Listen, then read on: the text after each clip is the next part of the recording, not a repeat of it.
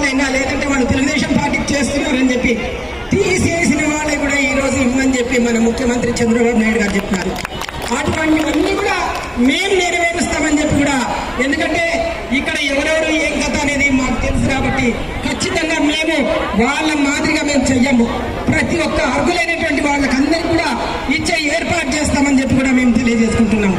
ఈరోజు మీకు అందరికీ తెలుసు, రాయలసీమలోనే డిఎస్సి పరీక్షలు రాస్తే మనకి ఎక్కువ శాతం వచ్చింది ఈ వెనుకబడినటువంటి ప్రాంతం అని చెప్పి లోకేష్ బాబు గారు నాతో, అమ్మా మీ రాయలసీమకే మేము ఎక్కువ ఇచ్చినామమ్మా అన్నారు.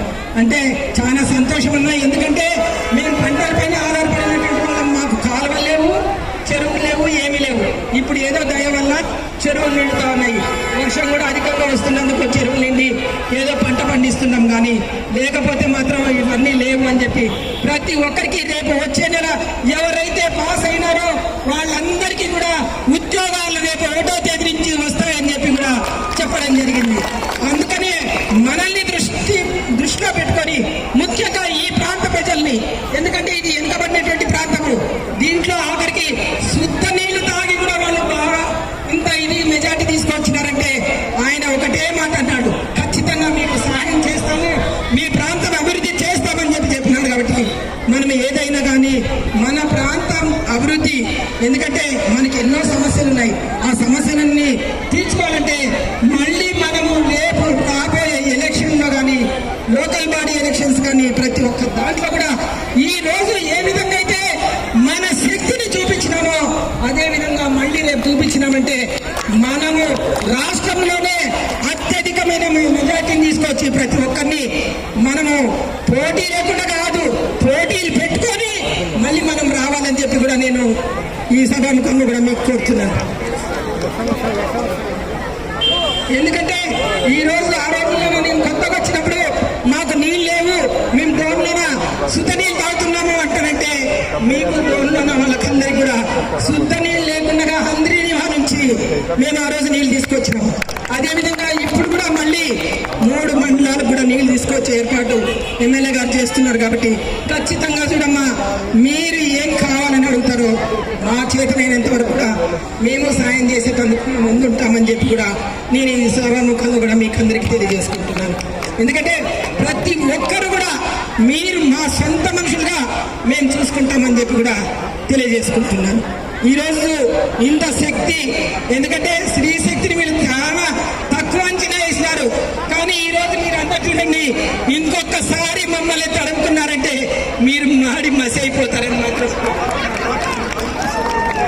అందరికీ మీకేనయ్యా. మమ్మల్ని ఎట్లా ఊరికి వంటింటికే అంకితం చేసినారు. మేము వంటింటి అదే కాదు, మీకు జగన్ రెడ్డికి, ముఖ్యంగా ఫస్ట్ జగన్ రెడ్డికి అయినాక వీళ్ళు కూడా ఏం తక్కువ కాదులే, నేను మీకు సపోర్ట్ ఉంటాను. కానీ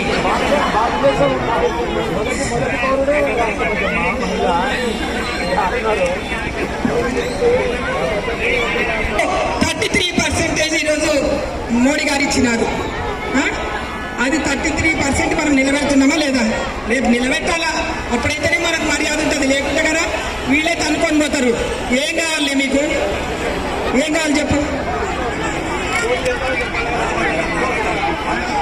ఖజానంతా తినిపోయినాడు. ఎక్కడి నుంచి పడతాయి వడ్డీలు? రేపు మనకు చంద్రబాబు నాయుడు వచ్చినాడు, ఎవరికి ఎట్లా తీసుకురావాలో ఎవరికి ఎట్లా పెట్టాలో ఆయనకు తెలుసు. ఆయన ఏం తినేటోడు కాదు. అందుకని అందరికీ మనకి పావుల వడ్డీలు ఇచ్చే ఏర్పాటు చేస్తాడని చెప్పి కూడా ఆయన చెప్పినాడు. కాబట్టి ఖచ్చితంగా మనకు చేస్తాడు. దయచేసి, ఎందుకంటే ఇవన్నీ మనం అప్పుడు అపోహలు పెట్టుకున్నాం. అసలు ఇవన్నిటిని కూడా చేసింది ఎప్పుడు? అప్పటి నుంచే కదా చేసింది. ఈరోజు మన ప్రభుత్వం వచ్చినాక మనం తీసేస్తామా? తీసేయం.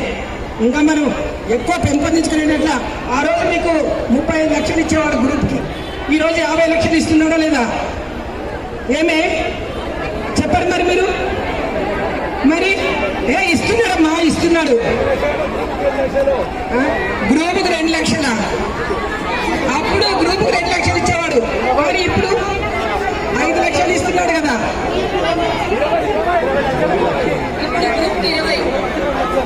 ఇప్పుడు 20 లక్షలు ఇస్తున్నారంట.